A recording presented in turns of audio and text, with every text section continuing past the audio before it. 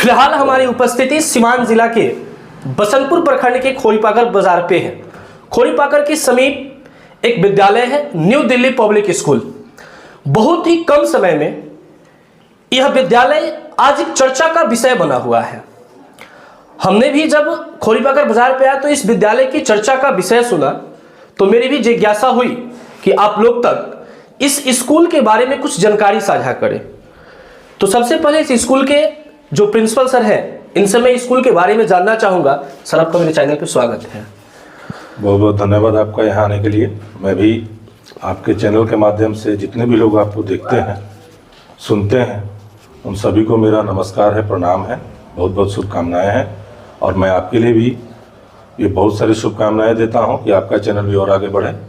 Sir, आपका विद्यालय यहाँ 2018 से लगभग, जहाँ तक मुझे पता है, यहाँ पे स्थापना हुआ 2018 में।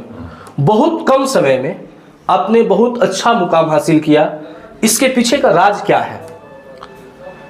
देखिए, कोई भी विद्यालय हो, कोई भी स्कूल, कोई भी प्रिंसिपल हो, कोई भी डायरेक्टर हो या कोई भी इंस्टीट्यूशन हो, अगर उसको अपने काम में ईमानदारी नहीं दिखानी है, अगर वो ईमानदारी ना दिखाए तो वो कोई भी मुकाम हासिल नहीं कर सकता। तो जहाँ तक है कि मेरे द्वारा या मेरे शिक्षकों के द्वारा या मेरे स्कूल के जो डायरेक्टर हैं, मैनेजिंग डायरेक्टर हैं, जो भी हैं, उनके द्वारा मेरे स्कूल के जो चपरासी हैं, जो गार्ड हैं, सफाई कर्मचारी हैं, हमारे यहाँ हॉस्टल की फैसिलिटी भी है, तो जो हमारी रसोइया है, उन सबके द्वारा एक अच्छा कंट्रीब्यूशन है। सबने ईमानदारी से अपना काम किया है और मेरे द्वारा बनाए गए जो भी नियम कानून है उनको उन्होंने बखूबी निभाया है, उसको फॉलो किया है, यानी जिस कारण से ये विद्यालय आज इस मुकाम पे पहुंचा। आपके इस विद्यालय के ग्रोथ में, इतने मुकाम पे पहुंचने में आपके हर एक कर्मचारी का, हर एक सहयोगी का योगदान है। अच्छा, इस बार बिना किसी के सहयोग से अकेले कोई भी विद्यालय नहीं चलता है, सबका बराबर की हिस्सेदारी है। अच्छा सर, प्राइवेट स्कूल की एक सबसे बड़ी समस्या है। समस्या ये है कि प्राइवेट विद्यालय में पढ़ना हर कोई चाहता है, लेकिन उसके पास उतनी सामर्थ्य नहीं होता है, फी नहीं होता है। और प्राइवेट विद्यालयों में प्रत्येक वर्ष नामांकन की व्यवस्था, जो बुक है उस पर परसेंटेज कम डिस्काउंट करना, फिर बैग लाओ, उस स्कूल में ही बैग, स्कूल में ही पेंसिल, कलम, सब चीज़, और उस पर काफ़ी ज़्यादा पैसे लिए जाते हैं। दिखावा कुछ और होता है, रियलिटी कुछ और होता है, जिससे गरीब तबके के जो बच्चे हैं वह चाह कर भी विद्यालय में नहीं पढ़ पाते हैं। क्या आपके विद्यालय में उस बच्चों के लिए या ऐसी कोई फैसिलिटी जो वो भी पढ़ सके? बिल्कुल है। हमारे विद्यालय में सबसे बड़ी बात यह है कि हम अपना बैग नहीं बेचते। हमारे विद्यालय के बच्चे हमारे यहाँ से स्कूल ड्रेस, यूनिफॉर्म नहीं खरीदते। बसंतपुर मार्केट है, वहाँ पे बहुत सारी दुकानें हैं जहाँ स्वतंत्र हैं।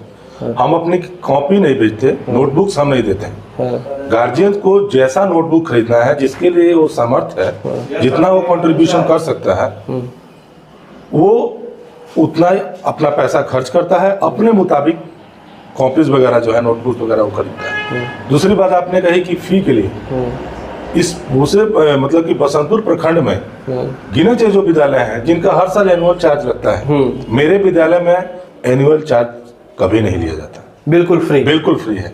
आप मेरे विद्यालय में वही पैसा देते हैं जिस पैसे के लिए आप कोई सामग्री, सामान, जैसे आप एक बार में हम लोग एग्जाम फी हो गया, मेडिकल के लिए मान लीजिए कि कुछ भी सुविधाएं हैं, जैसे बच्चा कोई बीमार पड़ गया, कुछ चोट फूट लग गया, फर्स्ट एड जो देते हैं हम लोग, फर्स्ट एड के लिए जो फैसिलिटीज हैं उनके खर्च हम सिर्फ लेते हैं। मेरे यहाँ एनुअल चार्ज की कोई, और जो बुक्स हैं आप किसी भी विद्यालय में जाके देखिए, और मेरे स्कूल के जो भी बुक्स सेलेक्ट हुए हैं उन बुक्स को जाकर के देखिए, दोनों के प्राइस रेट में जो एमआरपी है या प्राइस रेट है, दोनों में बहुत है। बाकी लेवल तो सेम होगा? लेवल सेम है, बस सिर्फ प्राइस में अंतर है। प्राइस में अंतर है। हम अपना व्यापार नहीं खोले हैं कि मेरा स्कूल व्यापार करे ताकि सब कुछ नहीं दे सकते, नहीं। यहाँ पे व्यापार के माध्यम से, सेवा के भाव से स्कूल चलता है। इस बार नए सेशन की आज हुई है, नए सेशन में आप इस क्षेत्रवासियों को क्या कुछ देने वाले हैं कि विद्यार्थियों को? बहुत अच्छी बात आपने कही, आपका क्वेश्चन भी बहुत अच्छा है, सराहनीय क्वेश्चन है। आपके क्वेश्चन के अनुसार जो मेरा उत्तर होगा, कोई भी स्कूल हो एक डेवलपमेंट फी के नाम पे पैसा वसूलता है कि सर मैंने एक साल में ये डेवलप किया। मेरे विद्यालय में कहीं भी आप चेक कर लीजिए, कोई भी ऐसा कॉलम बना हो जिसमें डेवलपमेंट चार्ज लिया जाता हो, ऐसा नहीं। लेकिन फिर भी हमारे विद्यालय ने अपने खर्च से नए सेशन में बच्चों को पढ़ने के लिए स्मार्ट बोर्ड दिया। स्मार्ट बोर्ड, डिजिटल बोर्ड के नाम से जो आज जाना जाता है। हमारे पास साइंस लैब की व्यवस्था नहीं थी, इस बार हमने माइक्रोस्कोप खरीदा, बहुत सारे केमिकल्स खरीदे, बहुत सारे फिजिक्स के जो भी इक्विपमेंट होते हैं, केमिस्ट्री के लिए, बायो के लिए, मैथमेटिक्स के लिए जो भी 3D या जो भी मॉडल्स होते हैं उसके, उन सभी को हमने खरीदा है मार्केट से। पटना जाकर के हम लोग लेकर के आए और उनको अच्छे ढंग से एक साइंस लैब के रूप में, एक स्मार्ट क्लास के रूप में उसको व्यवस्थित किया गया है। इसके लिए कोई खर्च किसी से नहीं लिया गया है, ना 1 रुपये कोई एक्स्ट्रा चार्जेस किसी के ऊपर रखे गए हैं, ना कुछ। फी भी दूसरी चीज, फी है हमने इस बार फी भी वही है, फी भी हमने किसी से एक्स्ट्रा नहीं लिया। दूसरी चीजें ये है कि हमने इस बार क्लास 9 के संचालन के लिए भी व्यवस्था की हुई है। हमारा विद्यालय अप टू 8 तक चलता था, यानी नर्सरी से लेकर के 8 तक। उसमें हमने सोचा कि बहुत सारे ऐसे स्कूल हैं जिसमें बच्चे अगर नामांकन के लिए हमारे जाते हैं तो आकर के बताते हैं सर 25,000 रुपये लग गया 9th में नामांकन के लिए, सर 30,000 लग गया, सर मेरे से 20,000 ले लिया गया। हर बार हम सुनते हैं, सुन के ताज्जुब होता है कि हमारे यहाँ तो 1500 और 2000 में नामांकन हो जाता है और आप लोग जाते हैं जहाँ पे 2000 की जगह 20,000 और 25,000 और 30,000 रुपये खर्च करते हैं। तो हमने ये जिम्मा उठाया, क्यों नहीं कि हमारे बच्चे हमारे यहाँ नहीं करें। यानी कि अब स्मार्ट बोर्ड के साथ साइंस लैब प्रैक्टिकल के साथ, लैब के साथ गरीब विद्यार्थी भी आप यहाँ पढ़ सकते हैं। मात्र हम उनसे 2,000 रुपये एडमिशन चार्ज के रूप में लेंगे, मात्र 2,000, कोई एक्स्ट्रा चार्ज नहीं, कोई एक्स्ट्रा चार्ज नहीं लेंगे पूरा साल, कोई एक्स्ट्रा चार्ज नहीं, कोई लैब का या कुछ कुछ नहीं। 9th के जो हमारे बच्चे आएंगे उनसे हम 2,000 रुपये लेंगे, उसी में उनको हम 9th की एक सुदृढ़ व्यवस्था करेंगे जिसमें CBSE पैटर्न पे जो पढ़ाई होती है, CBSE बोर्ड से जो फॉर्म फिलअप होता है वो फिलअप कराएंगे और बच्चे को अच्छी शिक्षा 10th कला करके यहाँ से हम भेजेंगे। इस साल का हमारी व्यवस्था है। अब सभी से यह आग्रह होगा कि आप यदि इस क्षेत्र के आसपास के निवासी हैं, हमें सुन रहे हो, तो अब आपके आसपास का कोई गरीब विद्यार्थी कम पैसे में गुणवत्तापूर्ण शिक्षा हासिल करना चाहता है तो जरूर यहाँ के मिले। सर, क्षेत्रवासियों से क्या कुछ अपील कीजिएगा?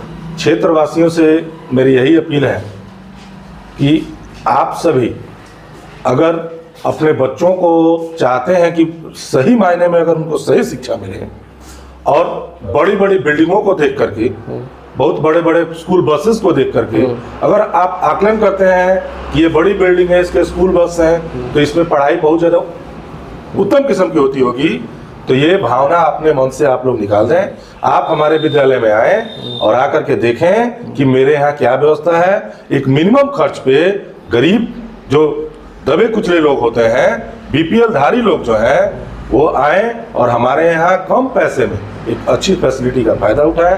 हम यही आग्रह करेंगे।